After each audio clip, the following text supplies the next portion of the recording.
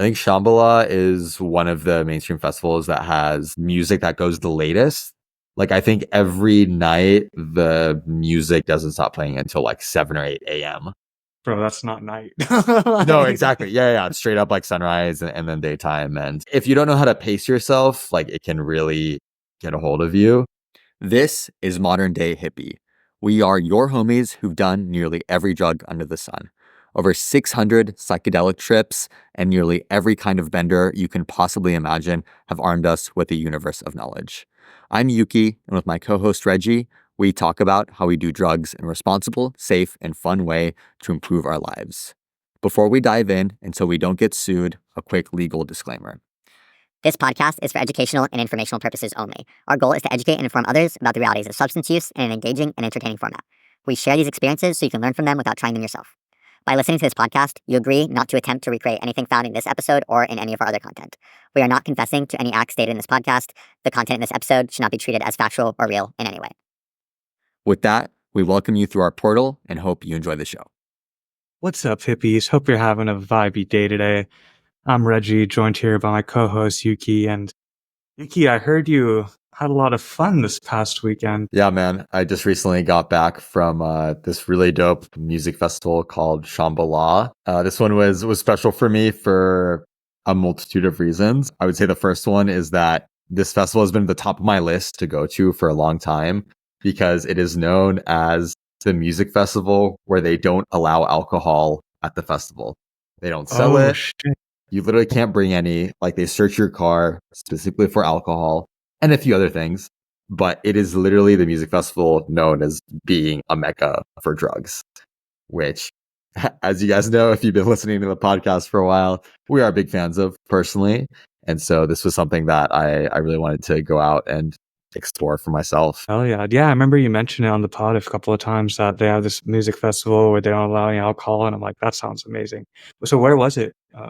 Yeah. So the festival happens in Canada, in British Columbia, but it's literally just north of the US-Canada border. So the easiest way to get there if you're traveling in is to fly into Spokane in Washington. And then it's only about a 2.5 hour drive to the actual festival site. So it was nice. It was relatively easy to get to, but I got really lucky because a good buddy of mine from where I live now, he invited me to join his group. They had a big group camp of like 15 to 20 people. And it was honestly one of like the most positive, fun experiences I've ever had, man. Like it really, I really kind of got this like strong feeling of like your festival fam or your rave fam, as people refer to it. And the way that was layered in with not only like the music and the drugs that were involved, of course, but also just the venue where the music festival takes place. It's literally referred to as the farm. And during the year, I think it's just a ranch for a bunch of cattle and whatnot. But it's this giant green grassy area right next to a forest and this really sick river. And then you're like on flat land for the majority of it. But all around you, there's these really cool mountains that are like not super tall, but they're just covered in trees and in forests.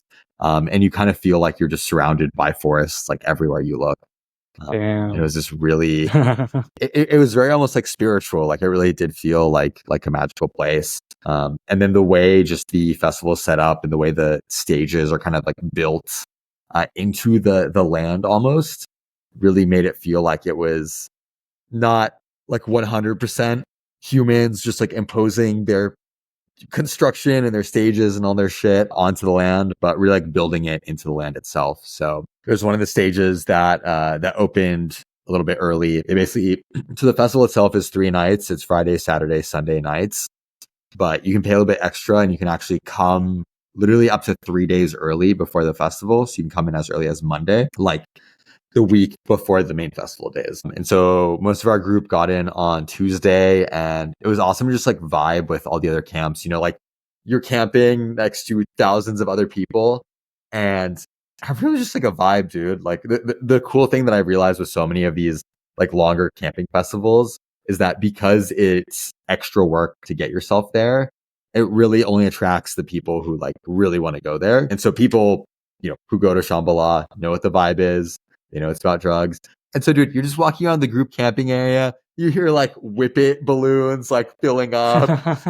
You just hear people like tripping out and just saying like the funniest bullshit you can possibly imagine. Damn. And dude, it was just like a wonderful vibe. And honestly, like I don't have much to compare it against because this was kind of my like first more mainstream, regularly occurring music festival that I went to, right? Because I started out with Burning Man, which was like 0 to 100, and that is technically not a music festival. It's very much its own deal. Right. Then I went to this one-off festival that happened for the Eclipse earlier this year, which was awesome. It was very well put together, but that's just a one-off event, right? There's not like a sense of history to it. Whereas this was my first festival that like, this was actually the 25th anniversary of Shambhala. Oh And shit. obviously it was my first time, but dude, I'd met people who've been, like 5 to 10 times. And this is like their festival that they go to. And it was really special to get to experience something that people come back to on a regular basis. And it was awesome to just relate it to like, how I feel so strongly about Burning Man and coming back every year. Like it was really cool to see people who felt the same way about this festival. And I know there are like plenty of other big annual festivals that people go to pretty religiously, whether it's with themselves individually or, they have the same group they go with over and over again. And literally like some of the people in our group camp, like this was their second or their third shams.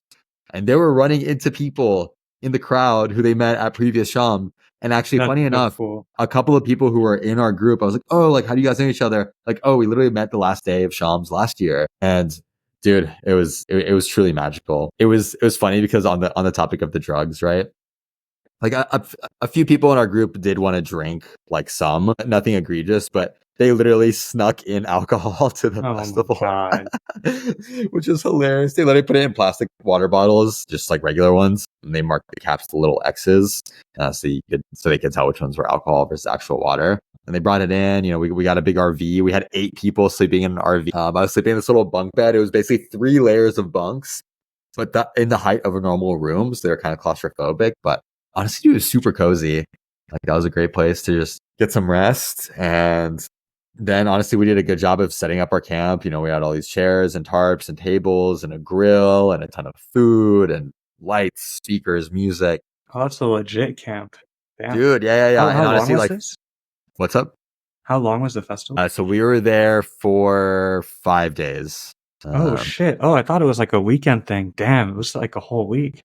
Yeah. No, so technically it's Friday, Saturday, Sunday, but you can come as early as the beginning of the week to just like set up and vibe. And Thursday night, they open up 2 of the stages. I believe there's 7 stages in total.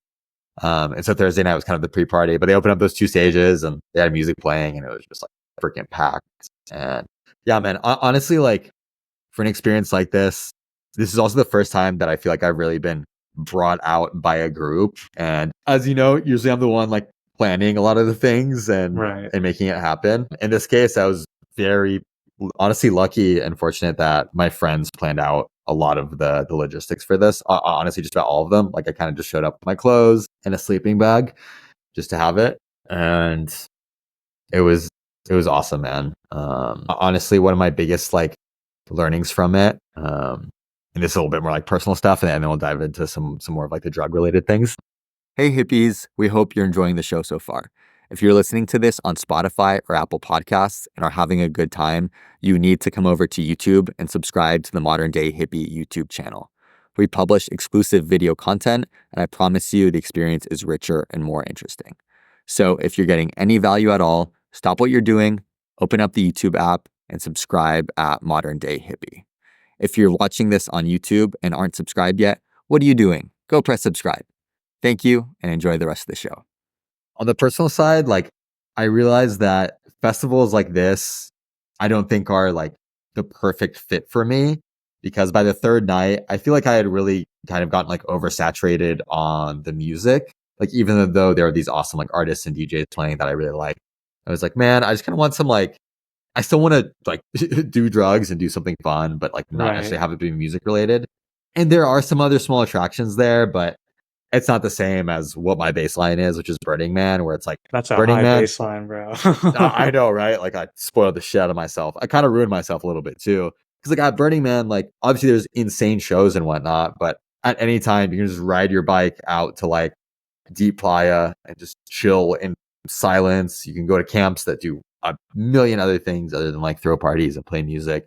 And so I did kind of miss that variety a little bit, but it made me realize that like the main attraction for me at this festival was just the people who I got to meet. I mean, some of the people I met in our camp who, just got connected through, luckily, because I only knew two of the people in our camp before the festival. And, I met like over a dozen new ones. They were just like some of the coolest people ever, man. Like truly people who I vibe with, and I consider lifelong friends, and I know they do as well. I'm really excited to like keep in touch with them, and we're talking about doing other festivals in the future. And I get that feeling of like, damn, I've only known these people for a couple of days, but that time is so high quality. And it's like, honestly, these camping festivals, like, they're not the easiest thing in the world. They're not really a vacation. If anything, they're this crucible that you go through together. It's a crucible of tough conditions and lack of sleep. And you're like kind of trying to survive while also like doing a shit ton of drugs. And so it really kind of puts you in this challenging environment that like really brings your group really close together. And so I was super grateful for that. Both people who I met in our group camp and honestly just people out in the crowd, like some of the coolest, vibiest people I had ever encountered. And that was something I appreciate a lot. Like by the last night, I was like, damn, I'm enjoying the people. Are you thinking I keep in touch with them or just see them next year at the same festival or something? Or Yeah. So people in our group, actually a few of them are moving down to near where we live, which is super exciting. And then the rest of them, we're talking about a couple of different festivals in next year and then potentially years beyond. But even like there are some people I just met in the crowd, just swapped information, and it's like, if you're ever in like Denver or LA or whatever, like hit me up, like I'll give you a place to stay, we'll hang out. It's awesome. And actually probably my like closest friend who I made in our festival group, literally she ended up going on a whim straight from the festival to hang out with this guy who she met from Vancouver, like a couple hours away. They just hung out for a couple days after the festival, which like where else in life would that happen? Where it's like you meet someone, it's like, yo dude, like come crash with me, come hang out.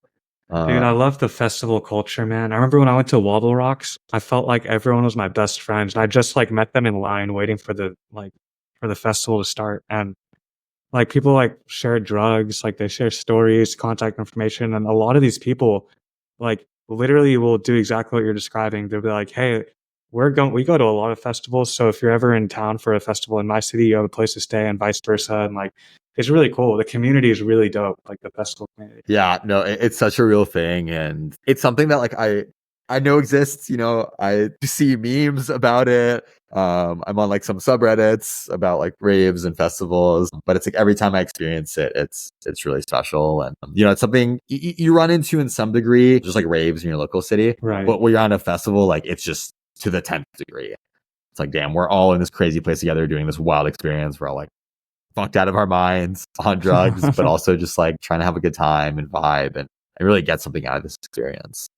Yeah, I feel like especially for one like that where you're camping, like I've never done anything like that. That sounds next level. Dude, I cannot recommend it highly enough. Like it is such a cool experience. And dude, there are times that are pretty tough, like one of the days we were there, it started raining pretty hard, and like I've camped like so much throughout my life, and I hate camping in the rain, like when your shit's wet, like right. It sucks, you're outside. And I think it rained during the day on Thursday or Friday, towards the beginning of the festival.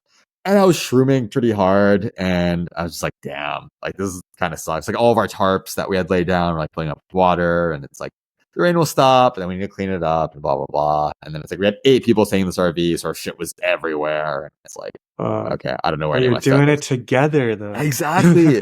And that's the whole thing. That's the crucible. That's the challenge of it.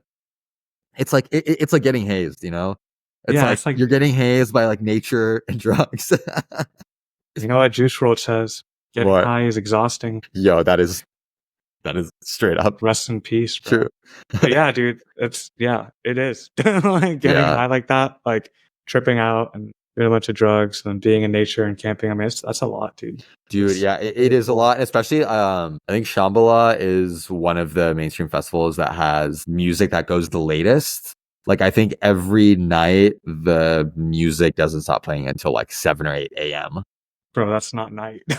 No, exactly. Yeah. It's straight up like sunrise and then daytime. And if you don't know how to pace yourself, like it can really get a hold of you. And honestly, that was something I very much contended with on this festival, because What ended up happening was me and two other friends were flying out from our city on Tuesday. Like Tuesday morning, we're supposed to meet up with our group and then all drive in together with the RV like Tuesday afternoon. We were supposed to be there set up by Tuesday evening, you know? But bro, our itinerary got so fucked. Like we had, you know, 2 flights, layover in between. Our first flight got delayed like literally 8 hours. So I woke up at 5 in the morning to go sit in my local airport for 8 hours to the point where the flight got completely canceled. It's happened to me before. That's the worst. Yeah. And so then me and the 2 other people from our group who were flying out of the same city, we ended up just having to buy a separate plane ticket, figure out something with a totally different airline. And we couldn't even fly into Spokane anymore, which is where we were going to meet up with our group and, you know, drive in like 2.5 hours up to the festival. We had to get flights going to fucking Portland, which is a 5-hour drive from Spokane. We land in Portland at 10 p.m. I rented a car and we drove overnight from Portland to Spokane. We get Spokane at like 4 a.m. And luckily, one of the guys in our group was just like the nicest dude ever. We had never met him before. But he lived in Spokane. He left us his car and his keys like in his house for us to drive up his car. Cause like the group had gone ahead with the RV because they're like, yeah, we can't wait that long. Man, I was like, literally, I was sitting in the local airport, just like flights getting so delayed. I literally like, there was a pretty loud voice in my head that was just like, yo, this isn't meant to be. Like, I was coming off of a month straight of traveling as well. And I was like, honestly, I kind of just want to stay at home. Like doing this festival just sounds like a lot right now. And I literally had half a mind to just call it quits, just leave the airport and like take the L. But man, I am so glad that I didn't call it quits, bro. But you know, the whole journey to get from our city to the festival literally took like 30 hours or something. And like barely any sleep. Wow. That's like, damn, dude, you can go halfway across the world. Dude, like, it fucking sucked. Yeah. And like I was keeping the group posted, the main group that had gone into the festival already with RV. And you know, they're like rooting for us. They're like, you know, we'll get everything set up for you guys. And I was like to my friend, I'm like, yo, the moment I show up in our camp, I expect you to have a spoon ready to shove some powder up my nostrils as soon as I walk in. And so we finally arrive like freaking Wednesday afternoon. Ready? Yeah, bro. As soon as I get there, he's like, here you go. This will be the fattest K-bump ever. And I hadn't been doing drugs for a little while beforehand. My tolerance pretty low. And dude, I zonked out and it was great. It was so much fun. But funny enough, that also really kind of set the tone for my first couple of days there because I went super hard. Wednesday was pretty chill, but you know, really like got into it in full force with that initial bump and then following it up. Thursday, just kind of like, I think I tripped a bunch of shrooms during the day on Thursday and just really got into it. And honestly, like Friday carried that forward, but I honestly exhausted myself so much around like Friday, Saturday. I was like, damn, I went a little bit too ham, like too early for this festival. And so I just got so tired, man. And I had a point where I think it was Saturday night, dude. I called it a night at like 1 or 2 a.m., which is super early by Sham standards. But I mean, honestly, like I was really proud of listening to my body. Like I did what my body needed from me, and I felt so much better the next day. So I was really grateful for that. But good reminder that it's very much a marathon, not a sprint in these cases. Like you can't just blitz yourself with drugs. You really gotta parse it out. And that was something that I definitely was humbled on a little bit at this festival. Yeah, dude, imagine if they allowed alcohol. Like people wouldn't even survive the whole weekend. Like there's no way. I mean, most festivals of this scale and this length, they do sell alcohol and stuff. And yeah, I mean, people get like fucked up horribly, but I don't know, they get drunk, they get sick, they go pass out somewhere. Like, yeah, I wouldn't know. Dude, honestly, the other thing that makes Shams really, I think, like pretty unique and cool as a festival is there is like a beautiful river that runs right next to all of the stages or a lot of the stages in the festival. And it's like during the days, like there's no music playing probably between 8 a.m. and like 4 p.m. And then obviously after 4 p.m., you know, it's like really small artists and then they get bigger, you know, towards like the middle of the night. But man, every single day we would go to the river and dude, you pull up to the river and there's literally just hundreds, if not thousands of people just posted up along the river, like playing music or just vibing, everyone doing drugs, of course. And like there's people floating down in these crazy floaties that look like unicorns and pizzas and whatever you can imagine. And dude, it was just magical. And it's just like, incredible freshwater stream. Like we literally our shower every day was just like showering in the stream, which was super wook of us. But it was nice. Honestly, the water No was super way. fresh. You guys showered in this stream? That's badass. Yeah, no, dude, it was wonderful. Like everyone's just in the water, and the water was like pretty chilly, definitely, but not as bad as like a cold plunge or anything. And dude, it was awesome because it's like that culture of just people super openly doing drugs. Like I've never been to a place this big where people were so open with their drugs. And just everyone's like sharing their stuff. And if you want to like snort some drugs, you don't even have to think twice. Like you don't have to check over your shoulder. You don't have to be low key about it. It's not like Burning Man where there's like undercover people. No, mixed in and exactly. shit. Like you just take it out, just do it. Like everyone else is doing the same thing. Isn't it like decriminalized in British Columbia? Yeah. So I think that's a big part of it. It is decriminalized, and unless they find you with like copious quantities of any substance, they won't do anything to you. And I've even heard that if the festival security like finds your drugs when you're coming in, that they won't like say anything. I don't know if that's true for sure. Definitely don't just like keep it out wide open. But yeah. But the vibes are more chill than like the US, let's be real. Oh yeah, absolutely. Absolutely. Yeah, and then let's talk a little bit about like kind of the drug culture there. So, you have your group camp set up, you're in this giant area with literally thousands of other people in their little group camps. And I swear, when I'm chilling during the day, not 2 hours would go by without some random dude popping his head in and be like, yo, I'm Matt, you guys need to buy anything? And these guys were all just like selling drugs. Some of them had like laminated menus.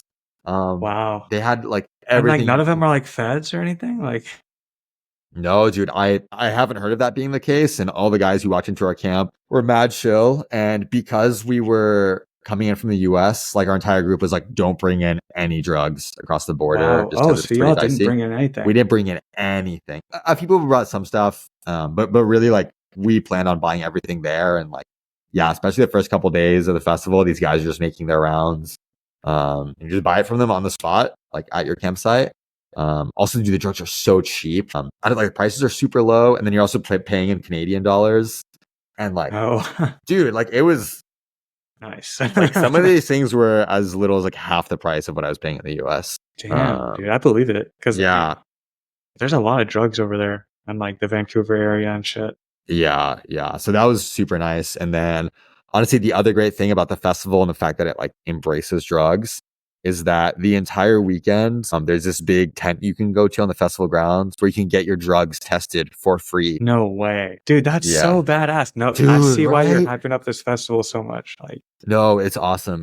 Yeah. And honestly, it was cool. Like early on in the festival, like honestly, before it started on Friday, like the lines to test the drugs were pretty long, which is great to see. Like it's awesome to see people doing that. And then the lines kind of died down. I think a lot of people who, cared to get their drugs tested, like had done it. And so like I went, took my stuff, got all my shit tested. And yeah, it was cool, dude. They did like a fentanyl test strip, which is stuff like I do on my own drugs. So then they have like a spectrometer where they shine different like wavelengths of light through the drugs, and they can isolate things like if the mixture is at least 5% of something, the spectrometer can pick it up. So everything from like MDMA to ketamine, MDA, LSD, stuff like that. oh shit. Was there 2C there? So 2C is the one thing that I brought in. Oh. Because Of course it is. y'all know I I can't knew go to an it. event like this Fucking without knew. some of my own personal 2C.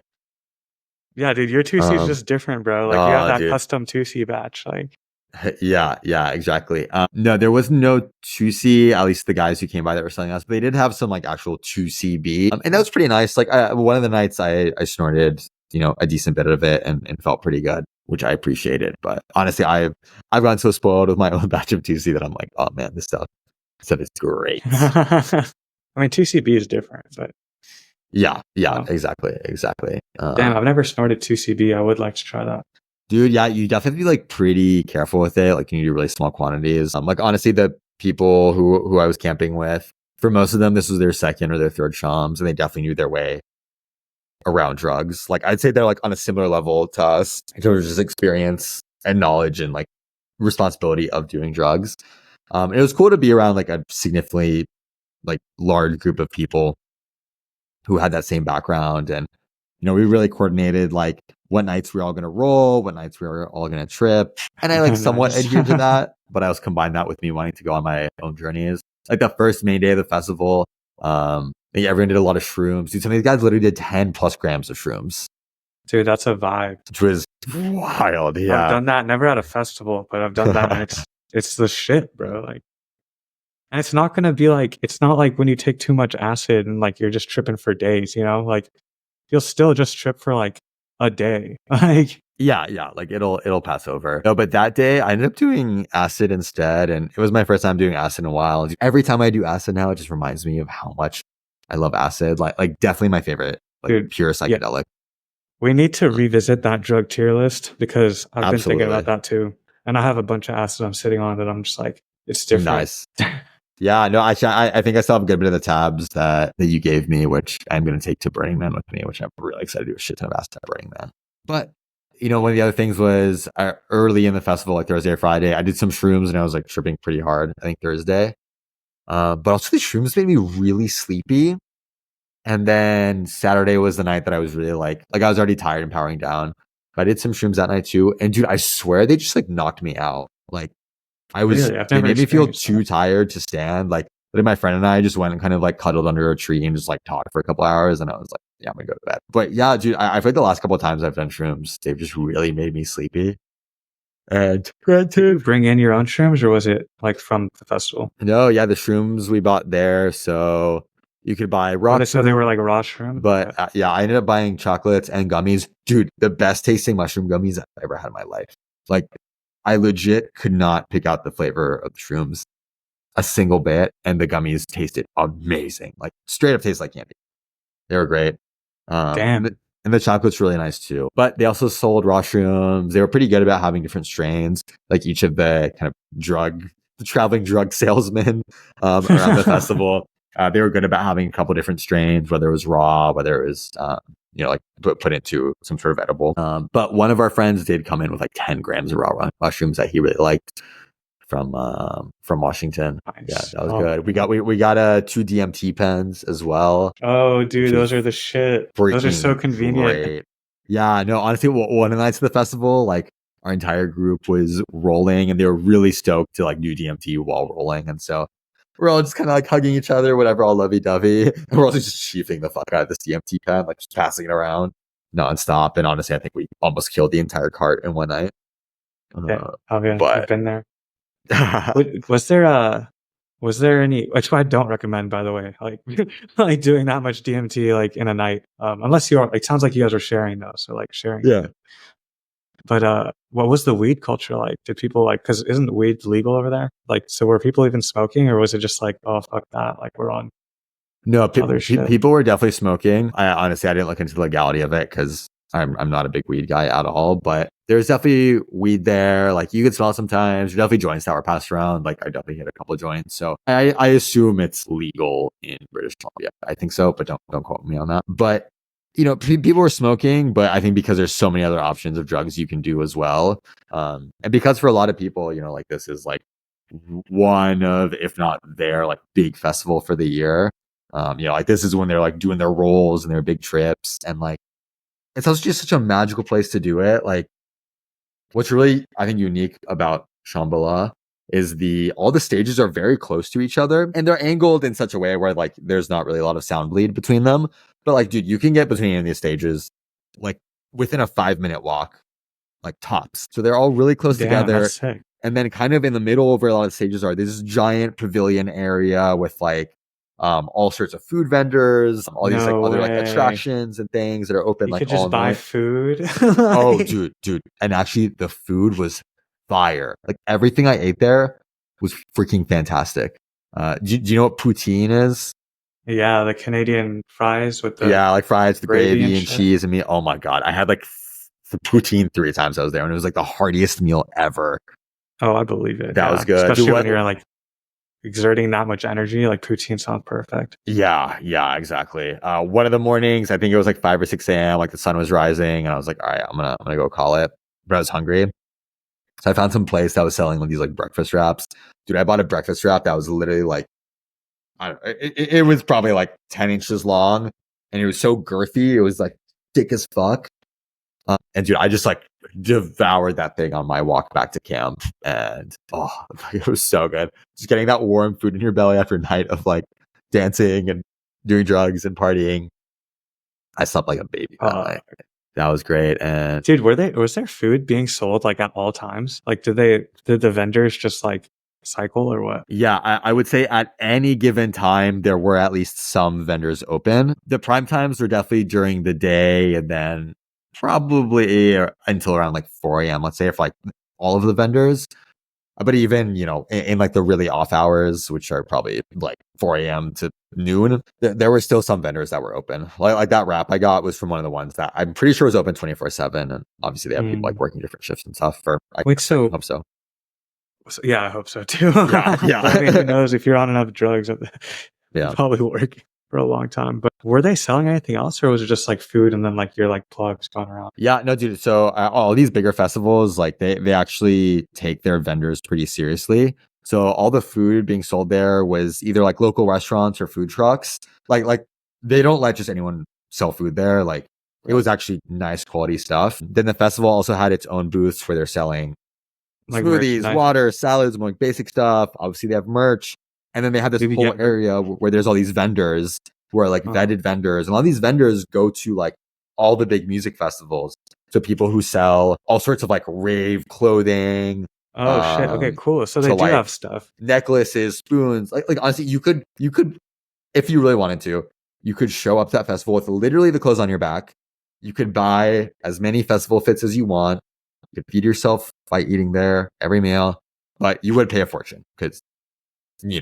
it's it's I'm like sure people do that though. it's like paying for food at an amusement park or at an airport. Right. They are charging you quite a bit for it. Damn. But the drugs are cheap, so Yeah. The drugs are cheap, and they make it so you're not super hungry. And honestly, it was funny. Our groups, like almost every meal we had, were hamburgers and hot dogs because like they brought the grill, and they're like, this is a really cheap and effective way to get like decent quality of food. And so we ate a lot of hamburgers and hot dogs, which I wasn't super upset about. But every once in a while, I think at least I would say on average 1 meal a day I would eat like in the festival.